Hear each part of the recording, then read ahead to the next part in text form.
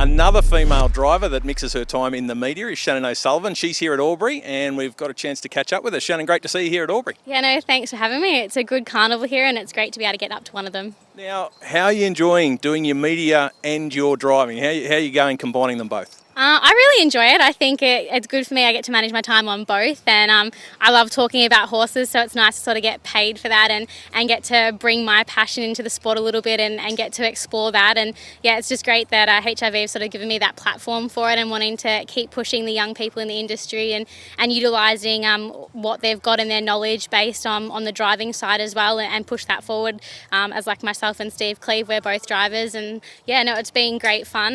But I get to manage it, and I think it helps with me with my form when I'm a driver too. I sort of know a little bit more and go a bit more in depth, so it definitely helps me on that forefront too. Following in the footsteps of Brittany Graham, how did you get involved in the media side of it? Well, I got a gig doing a radio segment with Toby McKinnon, who does the Send track over there, and from that it's sort of produced with Cody Winnell pushing me to get a position on Trot's Vision early doors, and I was only doing part-time, and from there it really progressed, and then when Ryan Phelan come aboard, it became where I was on quite regularly and continue to do so, and they're trying to do a bit more training behind the scenes. We've had a few people from like Channel 7 and Channel 9 come through and give us a bit of their knowledge and help us with just our basis on how to speak a little bit correctly, our body language on camera. So yeah, they're trying to be a bit more progressive with it.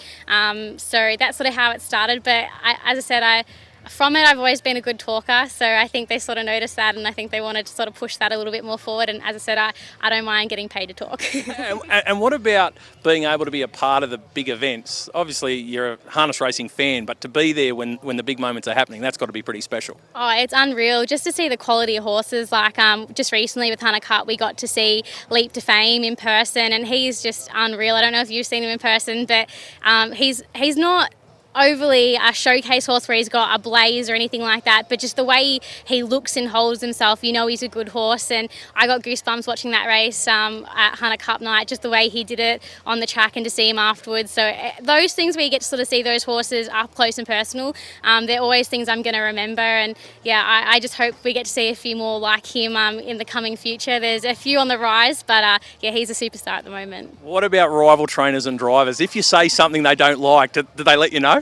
Most are pretty honest. I sort of try not to get on their bad side if I can. I actually before I ask them questions, I'm just apologise to them. I'm going to annoy you here, I'm really sorry, but just do your best. There's no pressure there, and they're really, really good. I think they understand that I'm doing my best to sort of promote the sport as in a positive light, and they're really good giving their time, and you sort of know the drivers that you don't want to get spoken to before the race, and so you try and avoid them, not to upset them, and you hope get to see them in the winner's circle. But they're all pretty good, and I think that's the benefit of our sport. We're all pretty friendly people, and they don't mind giving their time to us, even if we try not upset each other off the track.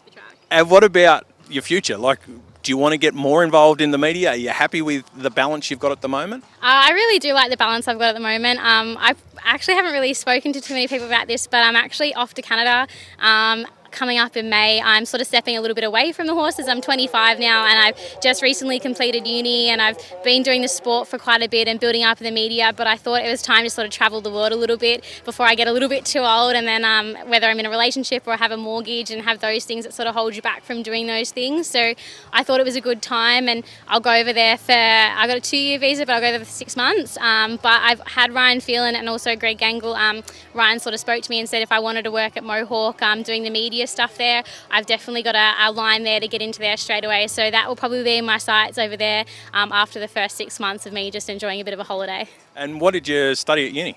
I studied exercise science, so it's a pathway into exercise physiology and physiotherapy. So yeah, did that for 3 to 4 years. It took me a little bit longer just with the horses and everything else in life. And yeah, I really love sports and learning all about the body and how it all works and functions, and definitely a good gym goer myself.